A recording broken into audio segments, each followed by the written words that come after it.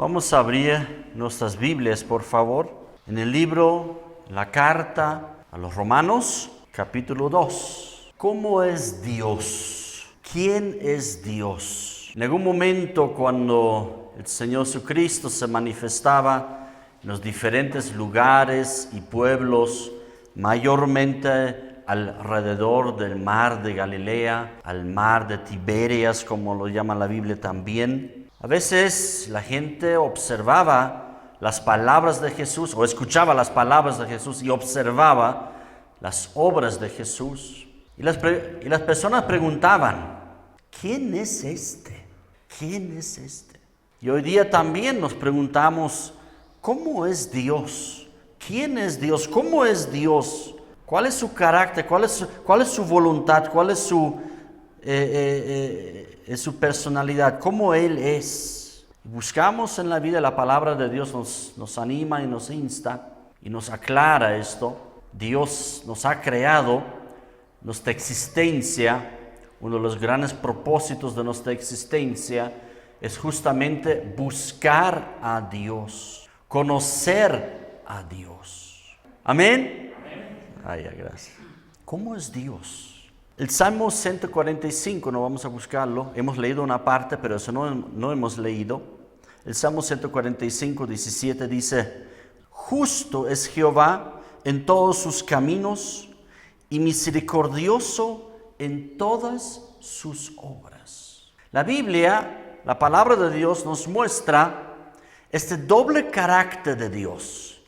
Nos muestra esas dos importantes facetas de Dios que podría aparentar a los hombres como algo contradictorio, que Dios es justo y como podríamos a veces llamarlo, tal como se cree, tal como se piensa, lo que es ser justo, da a cada cual lo que merece, da a cada cual lo que merece la persona, ¿no? Entonces Dios es un Dios justo, pero al mismo tiempo la palabra de Dios nos habla que Dios es un Dios misericordioso. Dios es un Dios que juzga al pecado y al pecador. Dios es un Dios donde de repente hay palabras en sus leyes que nos dicen los 10 mandamientos, por ejemplo, que todos los que aborrecen a Dios, Dios traerá también fuertes maldiciones.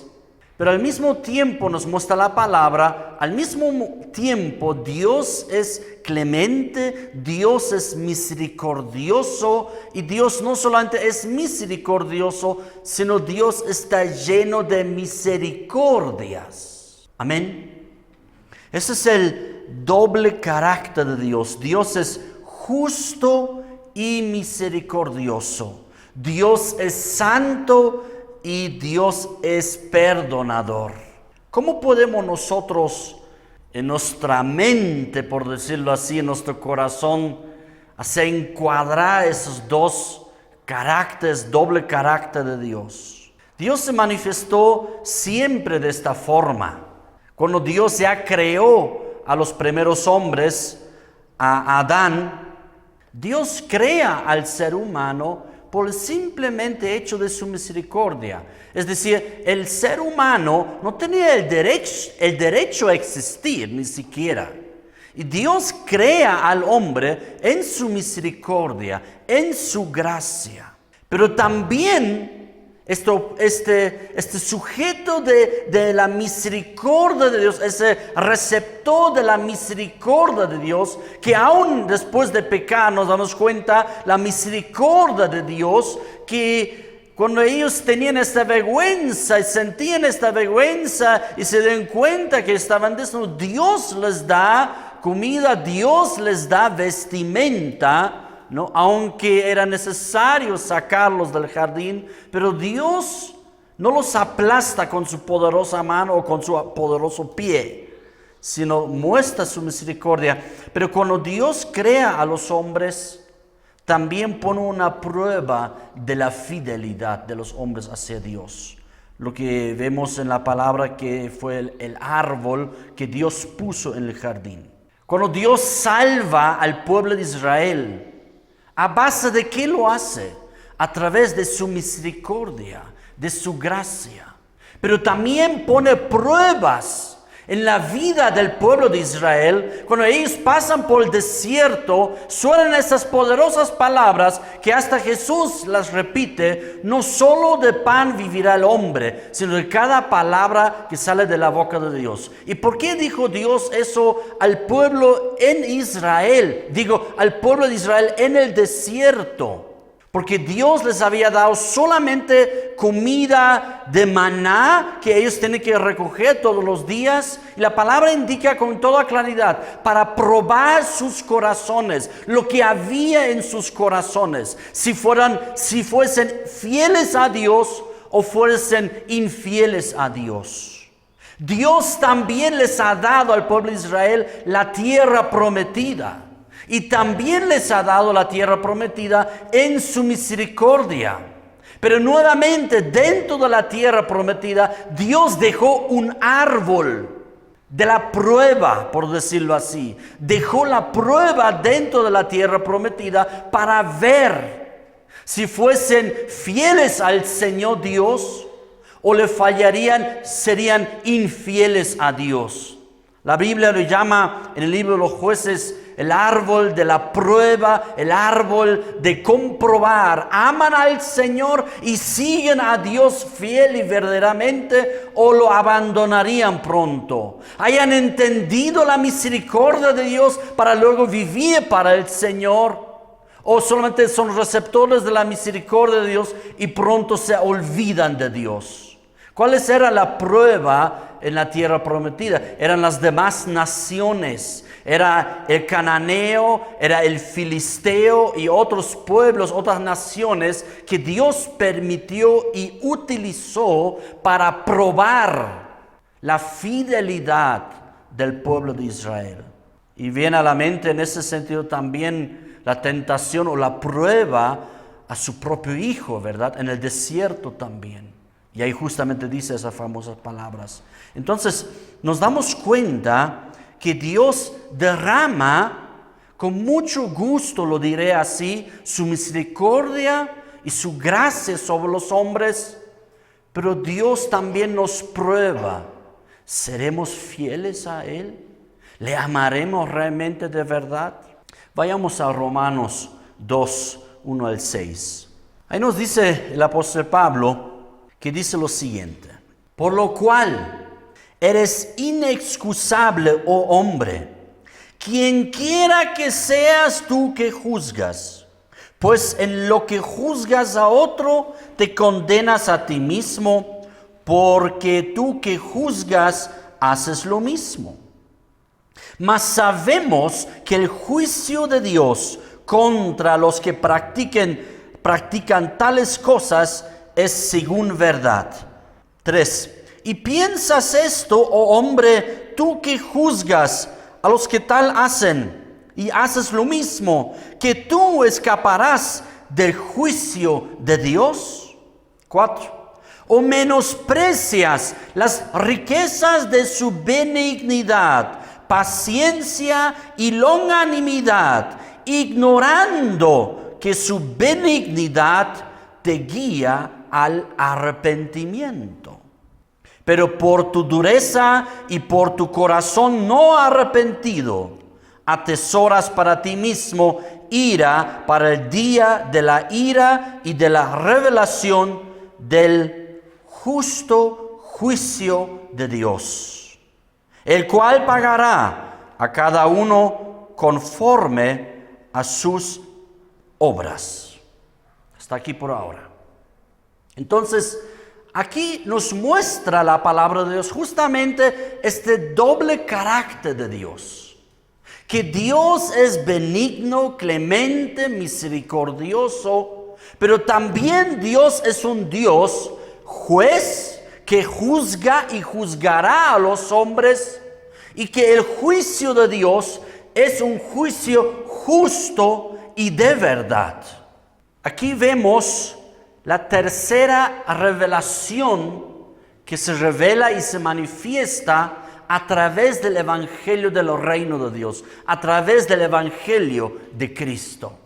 Aquí es la tercera revelación que nos da el Evangelio. ¿Cuál era la primera? En el versículo 17 nos mostraba el apóstol Pablo que en el Evangelio o a través del Evangelio se revela la justicia de Dios para salvación. Que también hay una justicia que es para salvación. La justicia que Cristo ejecutó al morir en la cruz por nosotros. En el verso 18 decía el apóstol Pablo que en el Evangelio también se revela y se manifiesta la ira de Dios. La ira de Dios contra el pecado, contra toda impiedad de los hombres. En el versículo 5, ahí podemos verlo, nos muestra el apóstol Pablo, no solamente se muestra la salvación en el Evangelio, no solamente se muestra la ira de Dios contra los pecados a través del Evangelio también a través del Evangelio se muestra y se manifiesta y se revela el justo juicio de Dios. El apóstol Pablo, en otras palabras, nos dice: es fácil condenar a otros. Es fácil condenar a otros. Y no te das cuenta que tú eres pecador también. Y decía Pablo que tales pecados obviamente reciben el justo juicio.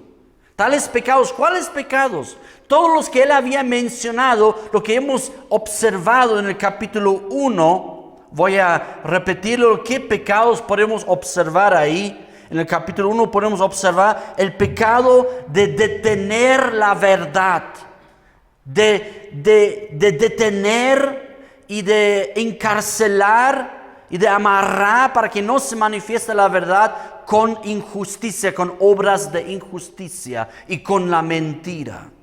El pecado de no glorificar a Dios ni de darle las gracias.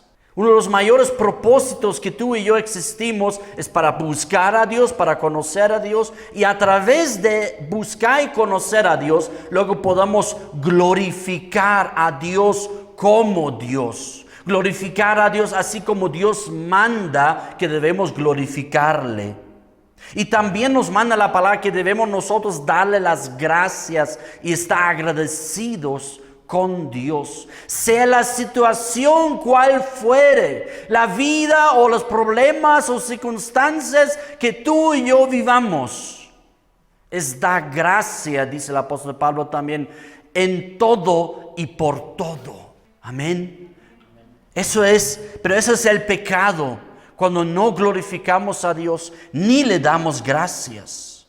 ¿Había sido un pecado? Sí. No darle gracias a Dios es un pecado, y no solamente por la comida ahí cada mediodía, sino en todas las circunstancias, en todo lo que tú vives, de dar gracias a Dios. Todo lo que ocurre, cosas buenas o malas, da gracias a Dios. El pecado de cambiar la adoración, de la adoración ahora a las cosas creadas. Es un terrible pecado que manifiesta la palabra de Dios con mucha claridad. La idolatría, de adorar algo que no ha sido creado, no existe para ser adorado.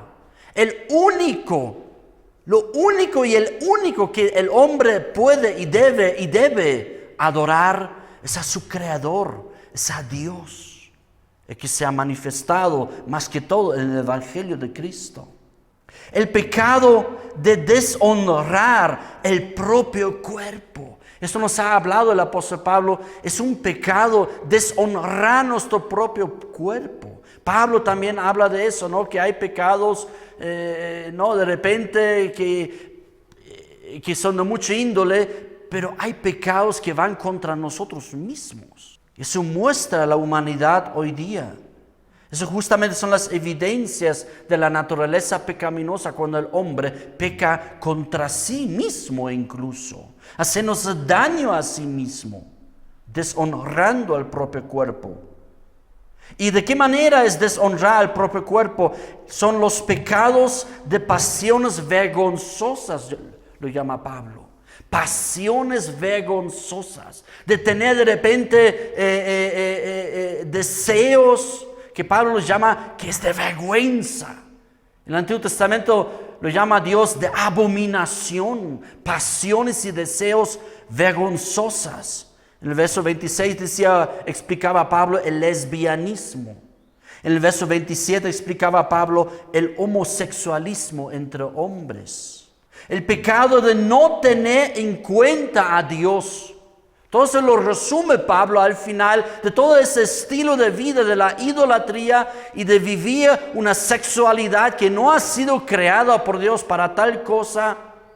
Todo eso resulta en no tomar en cuenta a Dios, en que Dios no importa, no interesa a Dios. Y los que dicen, no, también somos cristianos y nosotros hemos descubierto que nos amamos, que eso no es malo, son pasiones vergonzosas contra naturaleza, dice el apóstol Pablo. Pablo ni siquiera se refiere a la ley del Antiguo Testamento que podía hacerlo, podía dirigirnos al libro Levítico, podía dirigirnos al libro de Deuteronomio. Pablo llama a estas pasiones vergonzosas incluso contra naturaleza.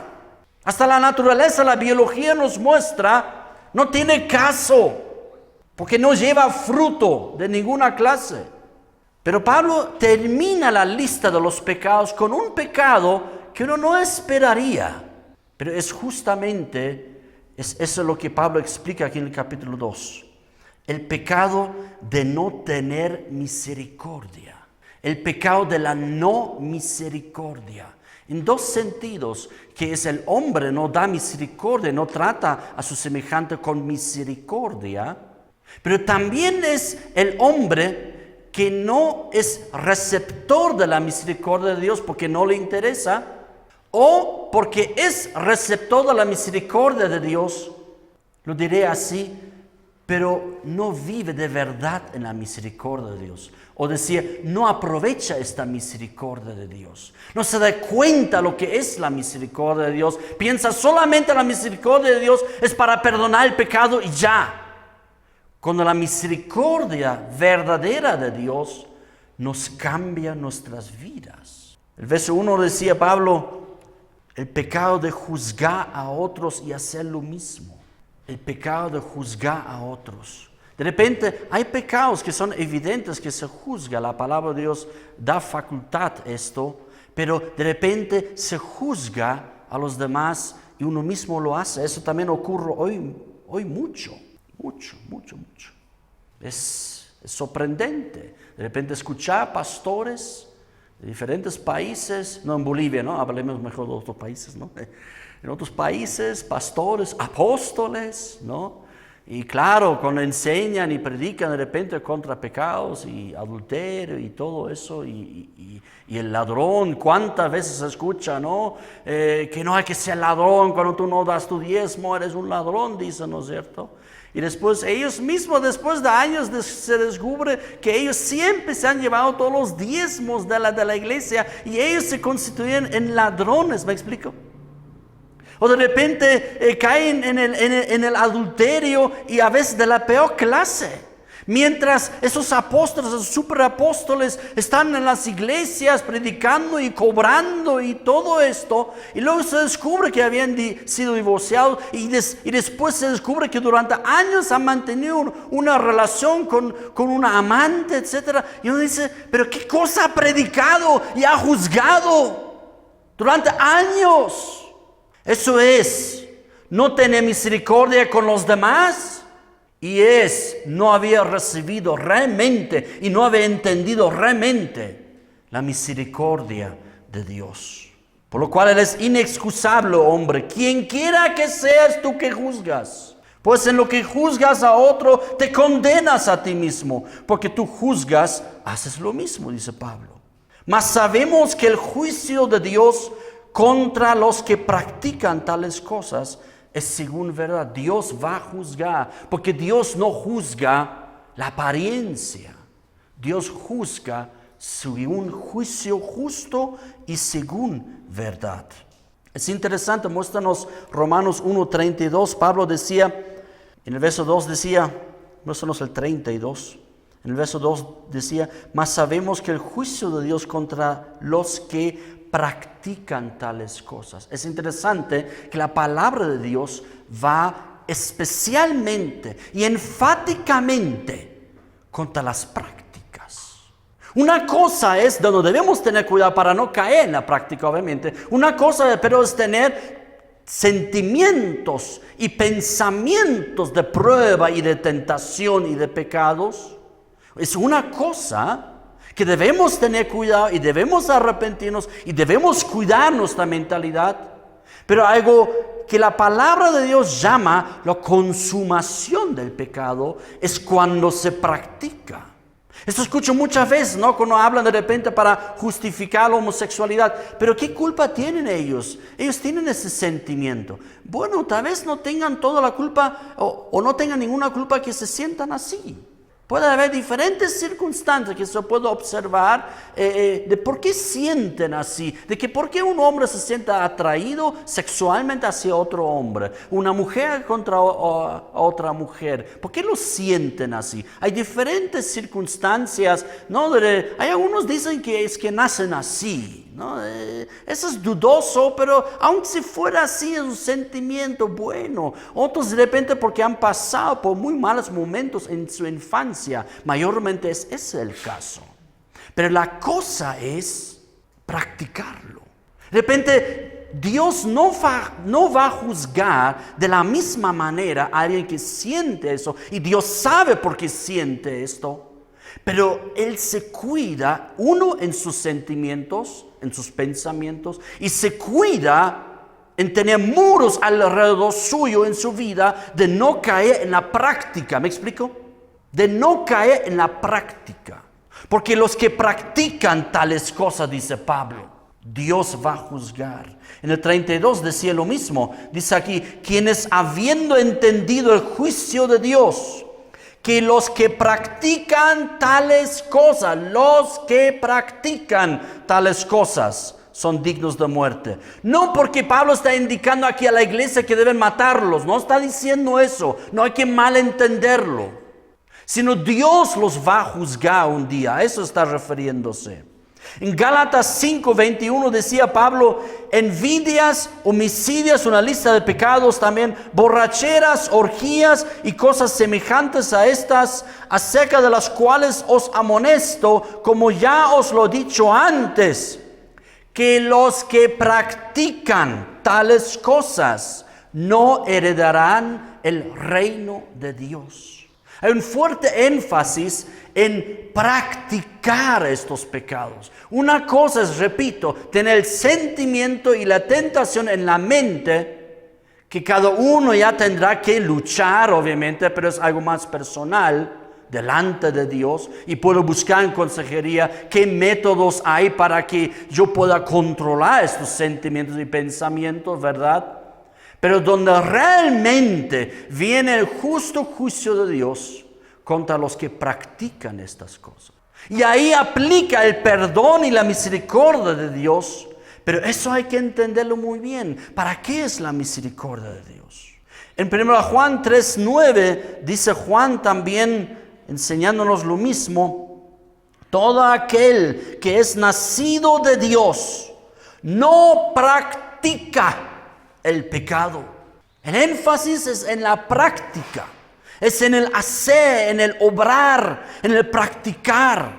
Puede ser que un nacido de nuevo de repente tenga pensamientos, sentimientos de tentación, pero ahí debe tener cuidado de no practicarlo y debe buscar ayuda, debe buscar la ayuda en el Señor, debe estar cuidándose, poniéndose muros. Yo siempre digo, no camines muy cerca al abismo, como que, yo soy fuerte, a mí no me pasa nada. ¿Me explico? Yo soy fuerte. Tienes que alejarte del abismo para que no caigas. La palabra dice también, el que cree, que piensa que está firme, debe cuidarse para que no se cae, ¿verdad? Entonces, Juan también hace el énfasis sobre la práctica del pecado. Y en Levíticos también nos dice lo mismo. Justamente esta larga lista de pecados que Dios no quiere que practica el pueblo de Dios. Ahí dice al final en Levítico 20, verso 22, guardad pues todos mis estatutos y todas mis ordenanzas y ponedlos por obra, no sea que os vomite la tierra en la cual yo os introduzco para que habitáis en ella. Y no andéis en las prácticas de las naciones, como a veces dicen los niños, ¿no? Pero todos lo hacen bien, pero ustedes no, dice Dios. Pueden estar alrededor nuestro, todo el mundo, practicando toda la clase de pecado que les gusta, que les encanta, que piensan que es su vida, que eso es disfrutar la vida.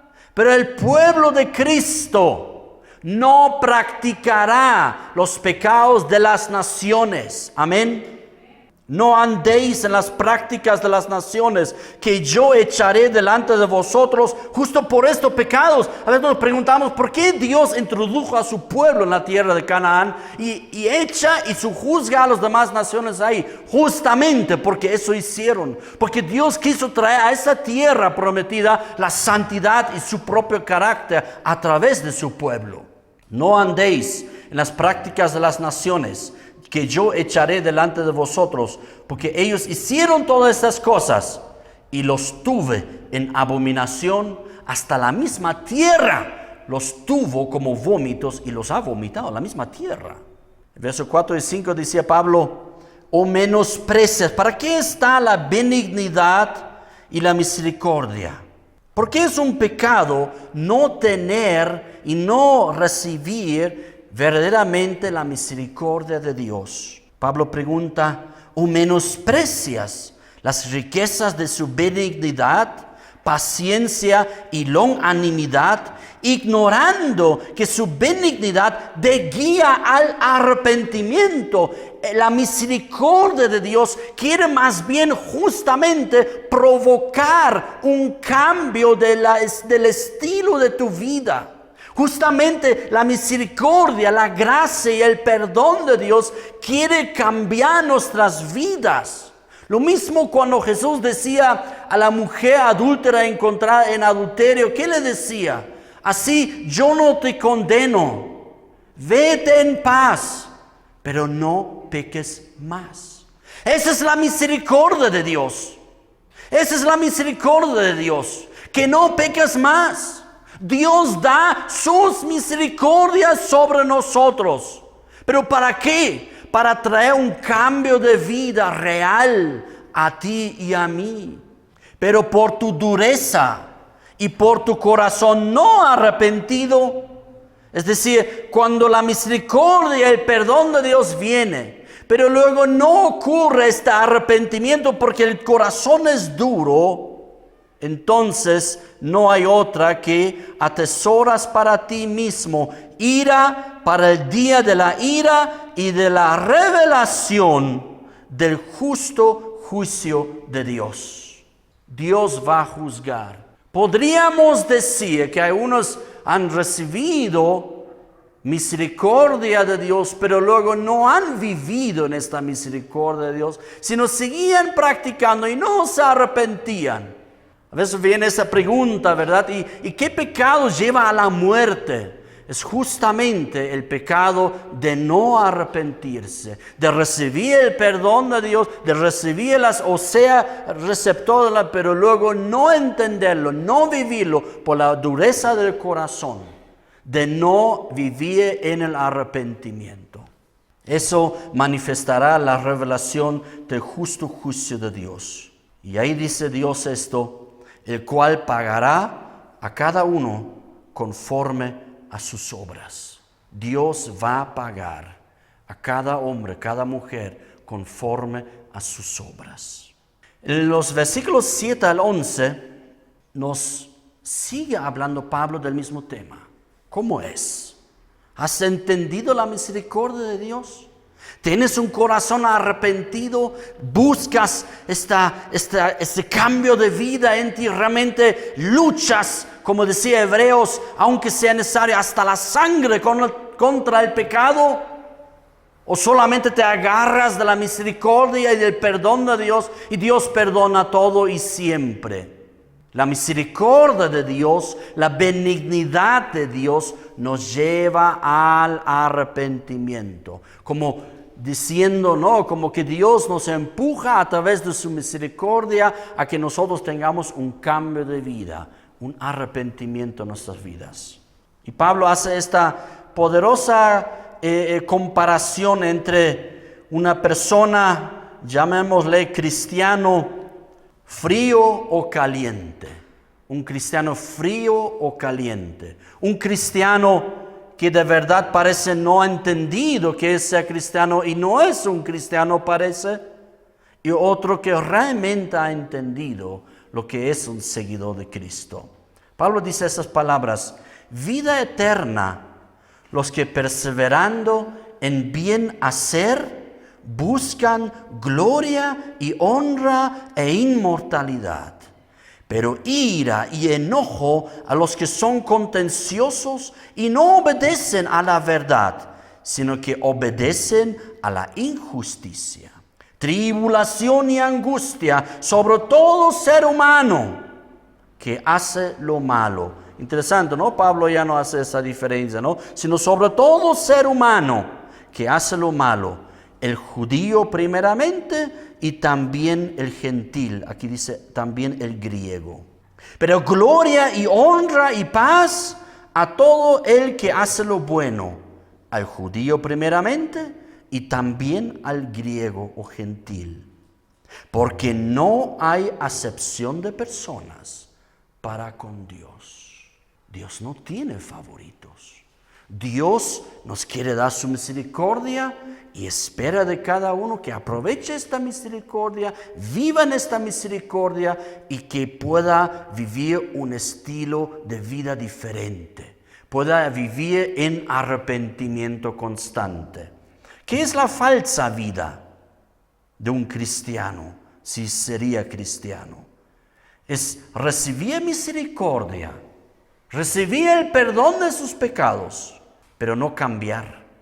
Ira y enojo para los que no obedecen a la verdad, dice Pablo. Tribulación y angustia, los que hacen lo malo. La verdadera vida, dice Pablo, para los que realmente han entendido y de verdad son cristianos y seguidores de Cristo, porque han recibido la misericordia de Dios y cambian su vida.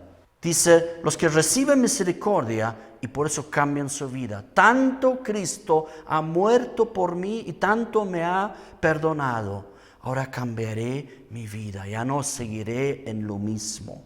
Con la misma pregunta más adelante viene Pablo, ¿no? ¿Persistiremos en el pecado porque Dios nos ha perdonado tanto? Esa pregunta más adelante lo va a hacer también en la carta, ¿verdad? Entonces, recibir misericordia y cambiar la vida. Vida eterna, los que hacen el bien y buscan la honra y la inmortalidad en Dios. Gloria, honra y paz, los que hacen lo bueno. Y Dios dice algo aquí muy interesante, Pablo lo menciona aquí, porque no hay acepción de personas para con Dios. Dios no hace en su justo juicio, por eso es un justo juicio y un juicio de verdad, un juicio verdadero, donde Dios no hace acepción de personas.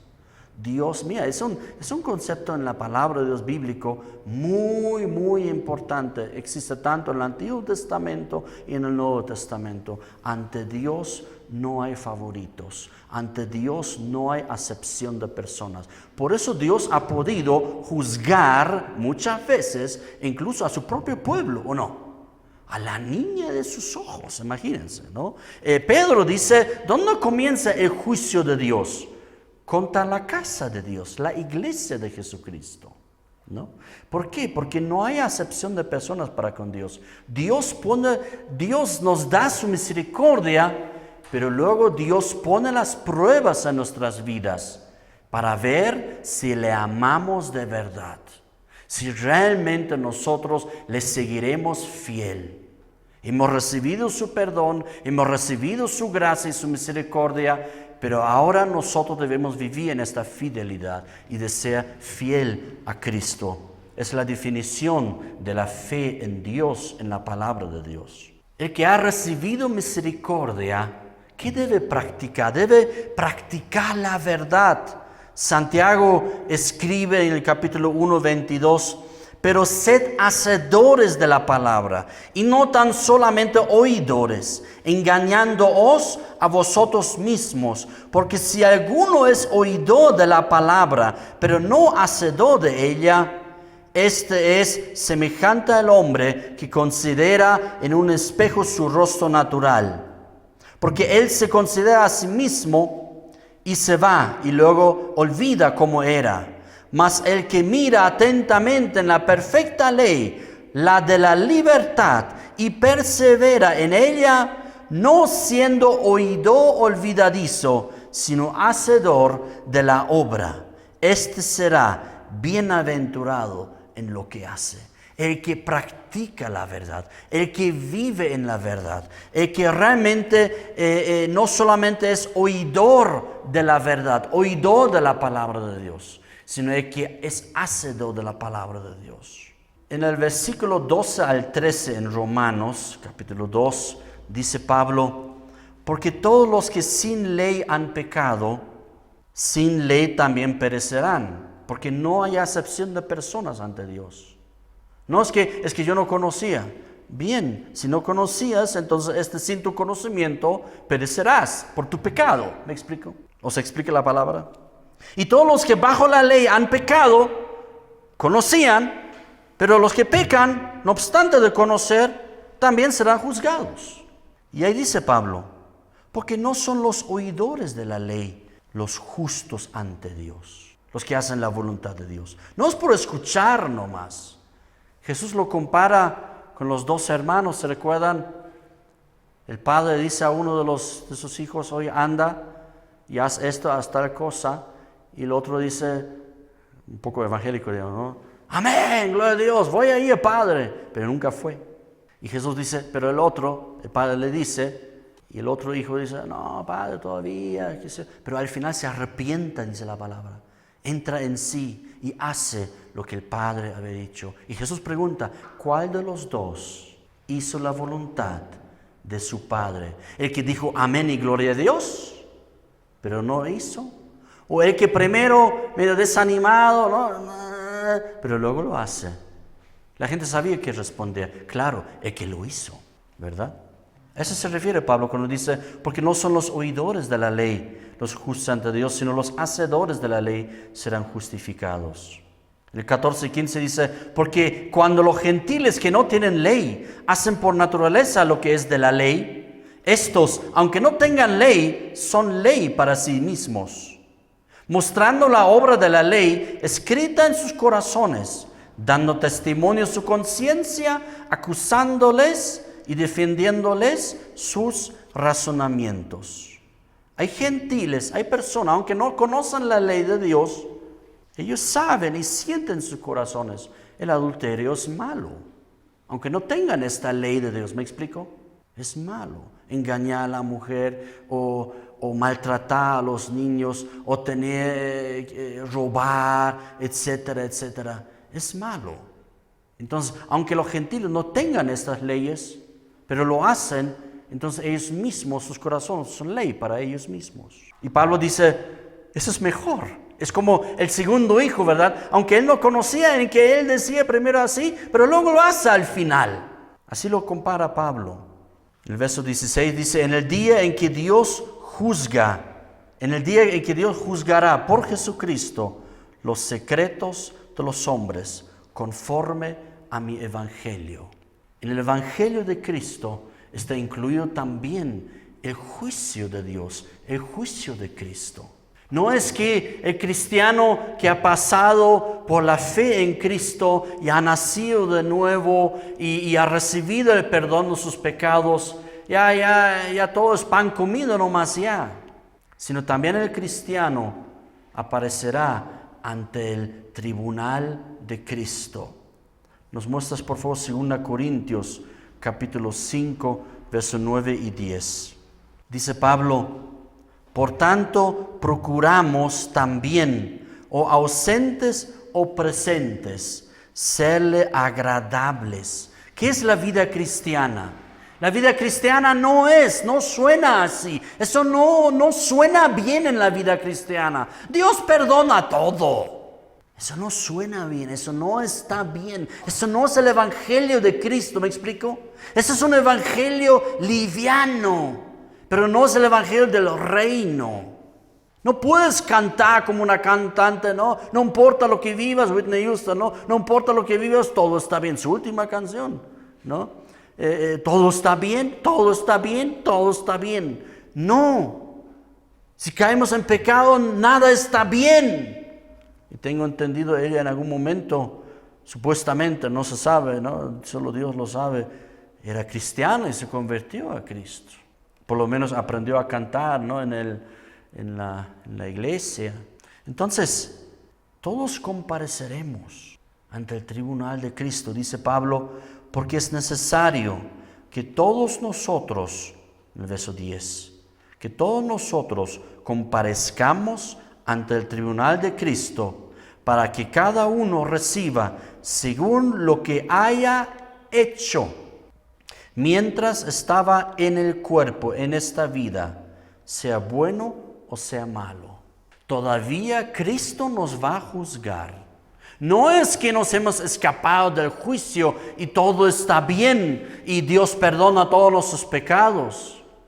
Pablo decía, la benignidad, el arrepentimiento, el amor de Dios, la gracia de Dios nos empuja y nos lleva y produce en el verdadero creyente el arrepentimiento necesario para hacer un cambio de estilo de su vida.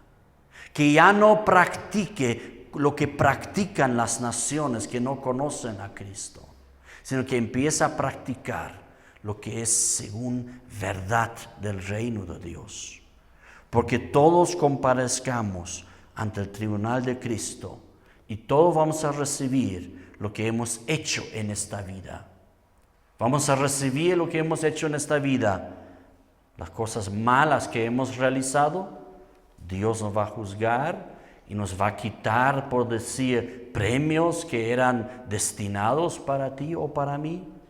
O si nosotros hacemos el bien, entonces no solamente Cristo nos va a dar la vida eterna que Él nos regala, sino también nos va a dar los premios de la vida eterna, nos va a dar los premios del reino de Dios. Amén. Entonces, de esta manera, aprender y conocer de verdad la misericordia de Dios es justamente llegar al arrepentimiento. Lo que Jesús decía a la mujer también vale para ti y para mí. No te condeno, anda en paz, yo te perdono, pero no peques más. Esfuérzate, y Hebreos dice, aunque sea una lucha hasta la sangre, pero esfuérzate con muros en tu vida, no te acerques al abismo, cuida tu vida. No te metas en tentaciones innecesarias. Si tú sabes tus debilidades, entonces cuídate en esta área especialmente para no practicar ya la injusticia. Amén. Porque esto es la misericordia de Dios. Esto es haber entendido la misericordia de Dios que nos lleva al arrepentimiento, a un cambio de estilo en nuestras vidas. Amén. Nos pongamos de pie, por favor.